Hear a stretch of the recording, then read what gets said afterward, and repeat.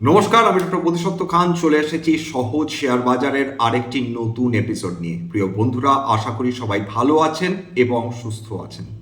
বিগত এক মাস ধরে যেটা চলছে সেটা ভারতীয় অর্থনীতিকে পঙ্গু করে দিতে পারে এবং বিশ্ব অর্থনীতিকে লিটারালি অথর্ব করে দেওয়ার ক্ষমতা রয়েছে। সাঁড়াশির চাপ বলা চলে। একদিকে তেলের দাম ক্রমবর্ধমান, অন্যদিকে যুদ্ধ থামার কোনো ইঙ্গিত নেই। আবার শোনা যাচ্ছে ইউক্রেন নাকি 200 জনের ওপর এক্সপার্ট পাঠিয়ে দিয়েছে বিভিন্ন গালফ দেশগুলোকে, যাতে তারা ইরানের ছোড়া ড্রোনকে প্রতিহত করতে পারে। এর ফলে আমাদের উদ্বেগ বাড়ছে বই কি কমছে না। এমতো অবস্থায় একটি সেক্টর যেটা আমাদের মাথা ব্যথা কমাতে পারে, এখনই কমাতে পারবে এরকম দাবি কেউই করছেন না, কিন্তু সামনের কয়েক বছরের মধ্যে এই সেক্টরটি আমাদের এনার্জি যে ক্রাইসিস রয়েছে সেটা নিঃসন্দেহে অনেকটা সলভ করতে পারে। কয়েকদিন আগে রিনিউয়েবল সেক্টর নিয়ে আলোচনা করেছিলাম বটে, কিন্তু আজকে আরেকটু বিস্তারিত আলোচনা করব। রিনিউয়েবল এনার্জির অন্তর্গত যে সেরা কোম্পানিগুলো রয়েছে সেটা নিয়ে একটু বোঝার চেষ্টা করব। রিনিউয়েবল এনার্জি কি, কত ধরনের রিনিউয়েবল এনার্জি রয়েছে, এটা আমাদের বোঝার প্রয়োজন রয়েছে। ভারতবর্ষে এই মুহূর্তে রিনিউয়েবল এনার্জি যা ক্যাপাসিটি রয়েছে 2030-এ সেটা বৃদ্ধি করে 500 গিগাওয়াটে নিয়ে যেতেই হবে বলে সরকার বলে রেখেছেন। এবং বুঝতেই তো পারছেন যে 250 গিগাওয়াট এনার্জি দিয়ে 145 কোটি মানুষের সার্বিকভাবে এনার্জি সলিউশন প্রোভাইড করা সম্ভব নয়। সুতরাং সামনের 4 বছরের মধ্যে অতিরিক্ত 250 গিগাওয়াট পাওয়ার আসতে চলেছে এবং 27% হারে ইলেকট্রিসিটি যে মার্কেট রয়েছে সেটা গ্রো করতে চলেছে, যেটা আমাদের ভারতের নীতি আয়োগ বলছেন যে এটা $1 ট্রিলিয়ন অপরচুনিটি এবং কয়েক লক্ষ চাকরি জেনারেটেড হবে কেবলমাত্র রিনিউয়েবল এনার্জি সেক্টরের মাধ্যমে। সরকার এখন মাথার চুল ছেঁড়ার মতন অবস্থা হয়ে গিয়েছে। তার কারণ ভারতের সমস্ত মানুষের কাছে বিদ্যুৎ পৌঁছে দিতেই হবে। সমস্ত ইনস্টিটিউশনস বা কল কারখানাগুলোতে সেখানে যদি বিদ্যুৎ পৌঁছে দেওয়া সম্ভবপর না হয়, সেক্ষেত্রে সেই কোম্পানিগুলো তাদের প্রোডাকশন বন্ধ করে দিতেও বাধ্য হলেও হতে পারে। এই মুহূর্তে আমাদের এক্সিস্টিং যে ক্যাপাসিটি রয়েছে সেটা 266.68 গিগাওয়াট। এর মধ্যে কেবলমাত্র সোলার এনার্জি 50%-এর বেশি 143 গিগাওয়াট এনার্জি প্রডিউস অলরেডি করে দিয়েছে। লং টার্ম যেটা ভিশন, সেখানে 1800 গিগাওয়াট রিনিউয়েবল এনার্জি বিদ্যুৎ আমাদের প্রস্তুত করতে হবে 2047-এর মধ্যে এবং আমাদের নেট জিরো কার্বন এমিশন পৌঁছাতে হবে 2070-এর মধ্যে। নীতি আয়োগ বলছেন যে ওটা ওনাদের হিসেব অনুযায়ী $22 ট্রিলিয়ন এনার্জি ট্রানজিশন ইনভেস্টমেন্টের প্রয়োজন রয়েছে যদি আমাদের এই 1800 গিগাওয়াট এনার্জি লক্ষ্যমাত্রা সেটা অ্যাচিভ করতে হয়। কি কি প্রয়োজন রয়েছে, কোনগুলো ডেভেলপ করতে হবে? গ্রিড, স্টোরেজ, ম্যানুফ্যাকচারিং এবং তার সঙ্গে গ্রিন হাইড্রোজেন, অর্থাৎ সেই সেক্টর যেটা নিয়ে মানুষ কথা বলেনি না, কিন্তু এটার যে কি সুবিশাল সুযোগ রয়েছে, কেবলমাত্র নেসেন্ট ফেজে রয়েছে। এবং গ্রিন হাইড্রোজেন যে কি কি করার ক্ষমতা রয়েছে সেটা নিয়েও আলোচনা করব। কেন এত এক্সপ্লোসিভ গ্রোথ দেখতে পারে গ্রিন এনার্জি এবং গ্রিন হাইড্রোজেন, সেটা নিয়ে আলোচনা করার প্রয়োজন রয়েছে। এনার্জি সিকিউরিটি যেটা আমরা পাচ্ছি না এই মুহূর্তে, ক্রুড অয়েলের ওপর ডিপেন্ডেন্ট, এলএনজির ওপর ডিপেন্ডেন্ট, এলপিজির ওপর ডিপেন্ডেন্ট। নির্ভরতা কমাতে হবে। আমাদের টাকার দুর্বল হচ্ছে, ডলার শক্তিশালী হচ্ছে, আমাদের পকেট থেকে এত বেশি টাকা বেরিয়ে যাচ্ছে। কত বেশি টাকা বেরোচ্ছে? প্রত্যেক মাসে এই তেলের দাম, গ্যাসের দাম বৃদ্ধি হওয়ার জন্যে $7 বিলিয়ন প্রত্যেক মাসে বেরোতে শুরু করে দিয়েছে। আমাদের ফরেক্স সেভিংস করার জন্যে, অয়েল ক্রাইসিস থেকে বেরিয়ে আসার জন্য রিনিউয়েবল এনার্জির প্রয়োজন রয়েছে। রিনিউয়েবল এনার্জি আমাদের ইম্পোর্ট সাবস্টিটিউশন হিসাবে একটা দারুণ রিলিফ দেবে। যে ফরেক্স রিজার্ভস রয়েছে সেটাকে বাঁচাবে। 1 নম্বর, আমাদের কারেন্ট অ্যাকাউন্ট ডেফিসিটকে দারুণভাবে কমিয়ে দিতে সেই ক্ষমতা রয়েছে।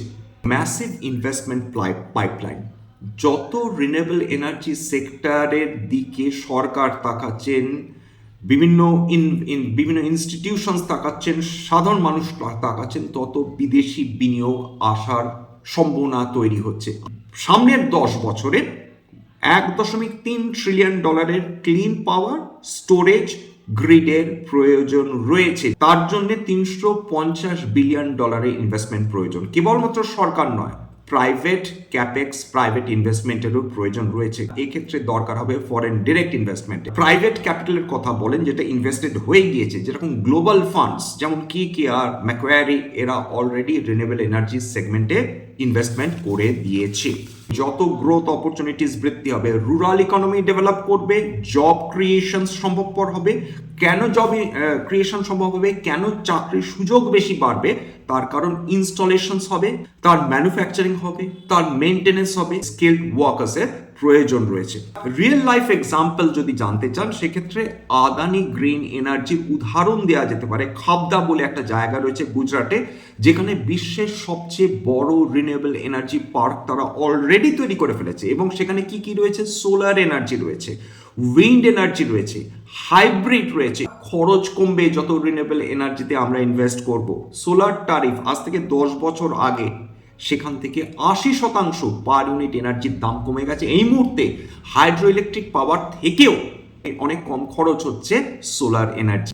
কোথায় কোথায় ব্যবহার করা হচ্ছে, এখন দারুণ জনপ্রিয় হয়ে উঠছে রুফটপ সোলার, অর্থাৎ ছাদের ওপর সোলার প্যানেলস বসিয়ে সেখান থেকে ইলেকট্রিসিটি জেনারেট করে কেবলমাত্র নিজের বাড়ির জন্য ব্যবহার নয়, সেটা ইভেন গ্রিডে অ্যাটাচ করে অতিরিক্ত বিদ্যুৎ যেটা উৎপন্ন হচ্ছে সেটা বিক্রি করা সম্ভব হচ্ছে মানুষের পক্ষে। এটা কিন্তু একদিন, দুদিন, 6 মাস, 1 বছরের গল্প নয়। আমরা যদি ভেবে নিই যে রিনিউয়েবল এনার্জির অন্তর্গত যে কোম্পানিসগুলো রয়েছে তারা পরের দিন থেকেই তারা বিপুল পরিমাণ লাভ করা শুরু করবে, এটা পসিবল না। এটা লং টাইম লাগে, হিউজ ক্যাপেক্স লাগে, প্রচুর কোটি টাকার এটা গল্প। 1 কোটি টাকা না, 100 কোটি টাকা না, 1000 কোটি টাকা না, কয়েক লক্ষ কোটি টাকার ইনভেস্টমেন্টের দাবি রয়েছে এই সেক্টরে। সুতরাং এখানে ছোট ছোট প্লেয়ার্স যারা রয়েছে তারা সুবিধা করতে পারবে না। এখানে বড় বড় যারা প্লেয়ার্স, এস্টাবলিশড যারা প্লেয়ার্স, তারাই কিন্তু পরবর্তী এই 10-15 বছরে তারাই কিন্তু বাদশাহে রাজত্ব করার ক্ষমতা রাখে। কেন রিনিউয়েবল এনার্জি এত গুরুত্বপূর্ণ হয়ে যাচ্ছে, তার কারণ খেয়াল করে দেখুন যে নিফটিতে বলুন, সেখানে আইটি কোম্পানিজ, ফার্মা কোম্পানিজ এবং ট্র্যাডিশনাল এনার্জি কোম্পানিজ নিয়ে ভর্তি। তার ফল এবং তাতে সাইক্লিক্যাল কোম্পানিজের সংখ্যাও প্রচুর, এর মধ্যে অটো রয়েছে, ফিনান্সিয়ালস রয়েছে। তার ফলে যখনই অর্থনীতিতে ধাক্কা লাগে তখন ফিনান্সিয়ালসে ধাক্কা লাগে, যখনই তেলের দাম বৃদ্ধি হয় অটো সেক্টরে ধাক্কা আসে, এছাড়া এক্সপোর্টের ওপর যখন ট্যারিফ বসানো হয় তখন আইটির মতন কোম্পানিগুলো, ফার্মার মতন কোম্পানিগুলো নেগেটিভলি রিয়াক্ট করে। সুতরাং যতদিন নিফটির মধ্যে এই কোম্পানিসগুলো অর্থাৎ ট্র্যাডিশনাল কোম্পানিসগুলো রয়েছে যারা ইকোনমিক সাইকেলের উপর ডিপেন্ডেন্ট বা ইন্টারেস্ট রেট সাইকেলের উপর ডিপেন্ডেন্ট, ততদিন কিন্তু নিফটির পক্ষে এক্সপ্লোসিভ গ্রোথ করা ডিফিকাল্ট। সুতরাং এই রিনিউয়েবল এনার্জি কোম্পানিসগুলোকে সেই সুযোগ দিতে হবে, সেই গ্রোথ দিতে হবে, যেটা খুব স্বাভাবিকভাবে গভর্নমেন্ট সাপোর্ট ছাড়া সম্ভব নয়। ততদিন কিন্তু নিফটি ভীষণভাবে ডিপেন্ডেন্ট থাকবে ম্যাক্রো ইকোনমিক্সের ওপর, ইন্টারেস্ট রেট সাইকেলের ওপর। দেখুন, রিনিউয়েবল এনার্জি মানে প্রকৃতি যেটা আবার তৈরি করে দিতে পারে। নিউক্লিয়ার এনার্জি কিন্তু রিনিউয়েবল এনার্জি নয়। নিউক্লিয়ার এনার্জি একবার নিঃশেষ হলে সেটাকে আবার পুনর্নবীকরণ করা সম্ভব হয় না। ভারতবর্ষে রিনিউয়েবল এনার্জি বলতে কোনগুলোকে ধরা হয়, এটা কিন্তু আমি নিয়েছি ministry of new renewable energy MNR এর ওয়েবসাইট থেকে। সোলার এনার্জি, সৌরশক্তি সবচেয়ে বড় এবং সবচেয়ে দ্রুত গতিতে বৃদ্ধি পাচ্ছে। 2 নম্বর উইন্ড এনার্জি, ছোট ছোট হাইড্রো ইলেকট্রিক পাওয়ার, সাধারণত 25 মেগাওয়াটের নিচে থাকে। এগুলো ইউজুয়ালি খুব একটা বেশি ইন্টারেস্ট দেখায় না প্রাইভেট কোম্পানিসগুলো, সাধারণত বড় PSU কোম্পানিসগুলো তারাই কিন্তু হাইড্রো ইলেকট্রিক পাওয়ারে ছোট হোক বা বড় হোক সেখানে ইনভেস্ট করে থাকে। এছাড়া বায়োমাস এবং ব্যাগেজ আর কিছুই না, আখ যখন ছিবড়ে হয়ে যায় সেখান থেকেও বিদ্যুৎ উৎপাদন করা সম্ভব হয়। এছাড়া ওয়েস্ট টু এনার্জি অর্থাৎ সম্পূর্ণ আবর্জনা, সেখান থেকে বিদ্যুৎ তৈরি হচ্ছে, যদিও অত্যন্ত ছোট স্কেলে, কিন্তু সেটাকে আমাদের ministry of new and renewable energy তারা এটাকে রিনিউয়েবল এনার্জি হিসেবে কনসিডার করছেন। জিওথার্মাল পাওয়ার এবং টাইডাল পাওয়ার, পৃথিবীর নিচে কিন্তু তাপ সেটা ট্র্যাপড হয়ে রয়েছে। সেই তাপকে কিভাবে ইলেকট্রিসিটিতে কনভার্ট করা যায় সেইটা নিয়ে নানা রকম কিন্তু রিসার্চ চলছে।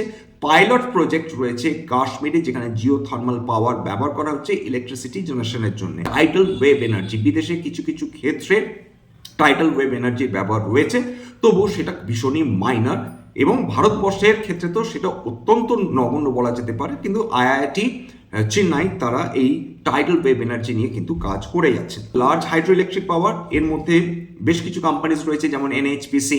আগে কিন্তু এদেরকে আলাদা করা ছিল অর্থাৎ রিনিউয়েবল এনার্জি থেকে, কিন্তু সম্প্রতিকালে এটা রিনিউয়েবল পাওয়ার পারচেজ অব্লিগেশন বা আরপিওর কারণে 2019 থেকে একে রিনিউয়েবল এনার্জি হিসেবে গণ্য করা হচ্ছে। কোথায় সবচেয়ে বেশি জনপ্রিয় solar energy installations? Rajasthan, Gujarat, কর্ণাটকার সবচেয়ে বেশি সবচেয়ে বড় সোলার পার্কস রয়েছে। এছাড়া উইন্ড এনার্জি 53 থেকে 55 গিগাওয়াট।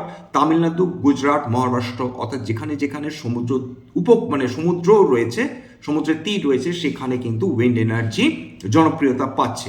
বায়োমাস বায়োপাওয়ার, সেটাও 10.8 গিগাওয়াট, সেটা কৃষি বর্জ্য বা চিনির কল থেকে তৈরি হচ্ছে। ওয়েস্ট এনার্জি 0.9 গিগাওয়াট, অতি নগণ্য। তেল এবং কয়লা যত বেশি আমদানি করব তত আমাদের পকেট থেকে টাকা চলে যাবে। পরিবেশ দূষণ আমাদের কমাতে হবে, তার কারণ যত কম আমরা পলিউট করব তত আমরা কিন্তু কার্বন ক্রেডিট পাবো। এছাড়া গ্রামে বিদ্যুৎ পৌঁছে দেওয়া, এর জন্য রুফটপ সোলার, পিএম কুসুম বলে নানা রকম প্রকল্প চালু রয়েছে। বড় বড় ডেভেলপার্স কারা, বড় প্রজেক্ট কারা তৈরি করছে, এটা খুব মন দিয়ে শুনবেন। এর মাধ্যমে বুঝতে পেরে যাবেন যে ভারতবর্ষের টপ নচ রিনিউয়েবল এনার্জি কোম্পানিজগুলো কোনগুলো। আদানি গ্রিন এনার্জি ভারতবর্ষের সবচেয়ে বড় রিনিউয়েবল এনার্জি কোম্পানি, 16 গিগাওয়াট আপাতত কিন্তু তার ইনস্টলড ক্যাপাসিটি। 2 নম্বর টাটা পাওয়ার রিনিউয়েবল এনার্জি, 3 নম্বর এনটিপিসি গ্রিন এনার্জি, 4 নম্বর JSW energy. Solar panel manufacturers, অর্থাৎ সোলার প্যানেল না বসালে বিদ্যুৎ উৎপাদন হবে কি করে, সোলার প্যানেল কারা তৈরি করছে?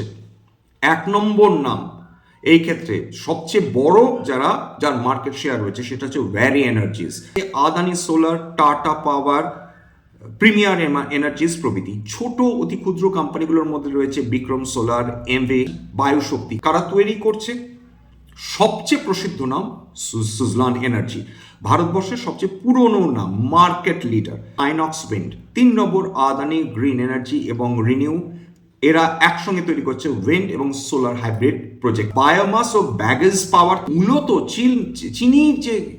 চিনি কল যেগুলো রয়েছে, যে কোম্পানিগুলো রয়েছে যেমন বাজাজ হিন্দুস্তান, বলরামপুর চিনি মিলস, এরা নিজেদের ব্যাগেজ দিয়ে কিন্তু নিজেরা পাওয়ার জেনারেশন করছে। ওয়েস্ট টু এনার্জি, অর্থাৎ আবর্জনা থেকে বিদ্যুৎ তৈরি করে, সেরকম কোনো নাম, উল্লেখযোগ্য নাম নেই। একটা অতি ক্ষুদ্র কোম্পানি রয়েছে A to Z গ্রুপ।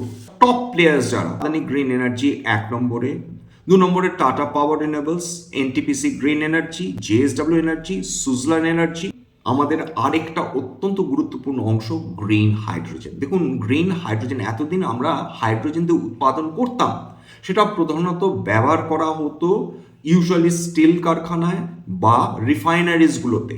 কারণ গ্রে হাইড্রোজেন যেটা কয়লা থেকে উৎপাদন করা হয় বা যেটা তেল থেকে উৎপাদন করা হয়, সেটাকে ফিড স্টক বলা হয় অ্যামোনিয়া তৈরি করার ক্ষেত্রে। অ্যামোনিয়া এর আগে আলোচনা করেছি, ব্যবহার করা হয় সার তৈরি করার ক্ষেত্রে, সবচেয়ে জনপ্রিয় সার ইউরিয়া তৈরি করার ক্ষেত্রে।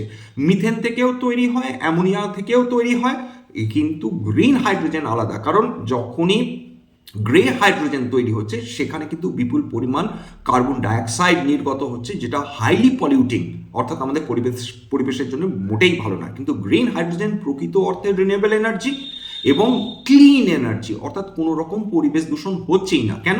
তার কারণ গ্রিন হাইড্রোজেন তৈরি হয় জল ভেঙে, অর্থাৎ হাইড্রোজেন এবং অক্সিজেনকে ইলেকট্রোলাইজারের মাধ্যমে ভেঙে দেওয়া হয়। অক্সিজেন বিভিন্ন ধরনের তার ইউসেজ রয়েছে, তার মধ্যে হসপিটালসগুলোতে ব্যবহার করা হয়। কিন্তু হাইড্রোজেন, এই যে হাইড্রোজেন তৈরি হলো, সেটাও তৈরি হলো রিনিউয়েবল এনার্জি সোর্স থেকে তৈরি করা বিদ্যুতের মাধ্যমে, সেটা দিয়েই কিন্তু এই জলকে ভেঙে দেওয়া হলো। এই যে বিদ্যুৎ তৈরি হলো সেটা 100% কার্বন ফ্রি। এটা কোথায় কোথায় ব্যবহার করা হচ্ছে গ্রিন হাইড্রোজেন? রিফাইনারিজ, সার কারখানা, সার তৈরি করার ক্ষেত্রে, স্টিল তৈরি করার ক্ষেত্রে, ট্রাক, বাস, জাহাজে। আপনারা জানবেন যে সম্প্রতিকালে গ্রিন হাইড্রোজেন দিয়ে কিন্তু ভারতবর্ষে ট্রেন চালানো শুরু করার কথা। পাইলট প্রজেক্ট অলরেডি কিন্তু সাকসেসফুলি তারা ট্রায়াল রান দিয়ে দিয়েছে। বিমানের জ্বালানি হিসাবে এটা ব্যবহার করার টেকনোলজি সেটা ডেভেলপ করার কাজ চলছে। এছাড়া পাওয়ার স্টোরেজে কিন্তু গ্রিন হাইড্রোজেন ব্যবহার করা হয়। মাত্র 2 বছর বা 3 বছর আগে national green hydrogen mission NGHM তারা কাজ শুরু করেছে। খুব সম্প্রতিকালে মানে একেবারে নেসেন্ট স্টেজে রয়েছে বলা যেতে পারে। 2030-এর টার্গেটটা খেয়াল করে দেখুন, সরকারের 500 মিলিয়ন মেট্রিক টন MMT প্রত্যেক বছর উৎপাদন করার লক্ষ্যমাত্রা রেখেছেন সরকার, এবং 125 গিগাওয়াট অতিরিক্ত রিনিউয়েবল এনার্জি আমাদের প্রয়োজন হবে, সেটা আসবে কিন্তু গ্রিন হাইড্রোজেনের মাধ্যমে। এর ফলে 8 লক্ষ কোটি টাকার অতিরিক্ত ইনভেস্টমেন্ট আসবে এই সাবসেক্টরে। সরকার বর্তমানে কি করেছেন, 18টি কোম্পানিকে 8,62,000 টন প্রতি বছর প্রোডাকশন ক্যাপাসিটির লক্ষ্যমাত্রা দিয়েছেন। এর মধ্যে 15টি কোম্পানিকে 3000 মেগাওয়াটের ইলেকট্রোলাইজার বানাবার তাদের টার্গেট দেওয়া রয়েছে। খরচ বর্তমানে প্রতি কিলো হাইড্রোজেন তৈরি করার জন্য লাগছে 279 টাকা থেকে 400 টাকার মধ্যে, এবং লক্ষ্যমাত্রা এটাকে প্রায় $2 প্রতি কিলোতে নামিয়ে। আমাদের মূল লক্ষ্য এখন net hydrogen, green hydrogen plus green ammonia export করা। এই ক্ষেত্রে ইউরোপ, জাপান কিন্তু অগ্রণী হয়ে রয়েছে, অনেক বেশি প্রডিউস করে, তাদেরকে বিট করাই আমাদের লক্ষ্য। কোন কোম্পানিগুলো এই গ্রিন হাইড্রোজেন তৈরি করার ক্ষেত্রে কাজ করছে? 1 নম্বর নাম আদানি গ্রিন এনার্জি, ইলেকট্রোলাইজার তৈরি করা, অ্যামোনিয়া এক্সপোর্ট করা তাদের লক্ষ্য। 2 নম্বর রিলায়েন্স ইন্ডাস্ট্রিজ, তারা কয়েক গিগাওয়াটের কিন্তু তারা গুজরাটে বিশাল ইকোসিস্টেম তৈরি করে ফেলেছে। 5 মিলিয়ন মেট্রিক টন তাদের প্রত্যেক বছর গ্রিন হাইড্রোজেন তৈরি করার টার্গেট রয়েছে। সবচেয়ে বেশি ভারতবর্ষের যতগুলো কোম্পানি রয়েছে, আদানিকে মাথায় রেখেই বলছি, সবচেয়ে বেশি ইনভেস্টমেন্ট করে রেখেছে Reliance industries. Larsen and Toubro electrolyser manufacturing এ অগ্রণী এবং ইনফ্রাস্ট্রাকচার সেক্টরের রাজা বলা হয় L&T। আমাদের যদি সত্যি সত্যি দেখতে হয় তাহলে এনটিপিসি সবচেয়ে নিরাপদ কোম্পানি, এনটিপিসি গ্রিন এনার্জির কথা বলছি। রিলায়েন্স ইন্ডাস্ট্রি সবচেয়ে বড় স্কেল, ভীষণ অ্যাম্বিশিয়াস, এবং কয়েক হাজার কোটি টাকা, কয়েক বিলিয়ন ডলার তারা অলরেডি ইনভেস্ট করে ফেলেছে। 3 নম্বর আদানি গ্রিন এনার্জি সবচেয়ে বেশি অ্যাগ্রেসিভ গ্রোথ, এর ক্ষেত্রে আদানি গ্রিন এনার্জির নাম করা যেতে পারে। 4 নম্বর লার্সেন এন্ড টুব্রো ইলেকট্রোলাইজার এবং প্লান্ট বানাবার ক্ষেত্রে এরা রাজা বলা যেতে পারে। ইনফ্রাস্ট্রাকচার ডেভেলপমেন্টে এদের উপরে ভারতবর্ষে কেউ নেই। আমাদের অন্তত 4 থেকে 5 বছর লাগবে গ্রিন হাইড্রোজেনকে প্রকৃত অর্থে কমার্শিয়াল ইউজে চলে এসছে এটা দেখার জন্য। সরকারি সাবসিডি যতদিন চলবে ততদিন এই কোম্পানিগুলো কিন্তু বুস্ট পাবে, এবং সরকার খুব চট করে যে তাদের সাবসিডি কমাবে বা প্রোডাকশন লিঙ্কড ইনসেন্টিভ কমাবে এরকম কিন্তু আশঙ্কার কারণ নেই। সাইড স্কিম যেটা বিশেষ করে গ্রিন হাইড্রোজেনের ক্ষেত্রে চালু হয়েছে, সেটা যতদিন চলে ততই মঙ্গল। ঝুঁকি কি নেই? ঝুঁকি তো প্রভূত সব সেক্টরেই রয়েছে। যদি খরচ না কমানো সম্ভব হয়, অর্থাৎ যদি $2 প্রতি কিলো যদি গ্রিন হাইড্রোজেনের দাম আমরা কমিয়ে আনতে না পারি, সেক্ষেত্রে এই কোম্পানিগুলো মার খাবে। 2 নম্বর, মার্কেট যদি গ্রিন হাইড্রোজেনের জন্য তৈরি না হয়, অর্থাৎ ইনস্টিটিউশনসগুলো যদি এটাকে ফুল ফেজে ব্যবহার করতে অস্বীকার করে, সেক্ষেত্রে একটা বড় চিন্তার কারণ রয়েছে। ইন্ডাস্ট্রিয়াল ইউজ গ্রিন হাইড্রোজেনের ক্ষেত্রে ফার্টিলাইজার তৈরি করা, সার তো আমাদের বিদেশ থেকে আমদানি করতে হয়, বিশেষ করে ইউরিয়া। 2 নম্বর, স্টিল মেকিং, কয়লা ভিত্তিক এখন স্টিল মেকিং হয়, অর্থাৎ কয়লা এত প্রচুর পরিমাণ কোকিং কোল লাগে, ভারতবর্ষে খুব উন্নত মানের কোকিং কোল নেই, সুতরাং বিদেশ থেকে আমাদের আমদানি করতে হয়, সেটা ইন্দোনেশিয়া, অস্ট্রেলিয়া প্রভৃতি। সুতরাং কোকিং কোলের ওপর নির্ভরতা যাতে কমানো সম্ভব হয়, সেক্ষেত্রে গ্রিন হাইড্রোজেন খুব গুরুত্বপূর্ণ একটা ফুয়েল। সেক্ষেত্রে প্রায় 70% অবধি কার্বন ডাইঅক্সাইড এমিশন কমতে পারে বলে বিশেষজ্ঞদের ধারণা। গ্রিন হাইড্রোজেন কিন্তু মূলত ব্যবহার করা হবে ফিড স্টক হিসাবে এবং হাই টেম্পারেচার ফুয়েল হিসাবে। আর কোন কোন ক্ষেত্রে কাজে লাগছে? অয়েল রিফাইনারিজ গুলোতে ডিসালফারাইজেশন, অর্থাৎ এই যে কাঁচা তেল তার মধ্যে প্রচুর পরিমাণ সালফার থাকে, সালফার যত বেশি থাকবে তত বেশি কিন্তু আমাদের পলিউশন বাড়বে, দূষণ বাড়বে। সুতরাং সালফারের পরিমাণ, যত সালফার কন্টেন্ট কম হবে, সেইটার কোয়ালিটি অফ অয়েল তত ইমপ্রুভ করবে। তাই লাইট সুইট ক্রুড অয়েল যেগুলোকে বলা হয় তাতে সালফারের পরিমাণ কম থাকে। মিথানল তৈরির ক্ষেত্রে হাই টেম্পারেচার হিটের জন্য হাইড্রোজেনের তুলনা নেই। অ্যামোনিয়া, সেটা জাহাজের ফুয়েল হিসাবে ব্যবহার করা যেতে পারে, যেটাকে বলা হয় মেরিন ফুয়েল। স্ট্যান্ডার্ড ডিসক্লোজার যে কোম্পানিগুলো নিয়ে আলোচনা করলাম, হতে পারে তার মধ্যে কয়েকটা কোম্পানিতে আমার বা আমার পরিবারের বিনিয়োগ থাকলেও থাকতে পারে, ভবিষ্যতে যদি নতুন করে কিনি বা বিক্রি করি আগামী বিজ্ঞপ্তি দিয়ে কিনতে বা বিক্রি করতে পারবো না।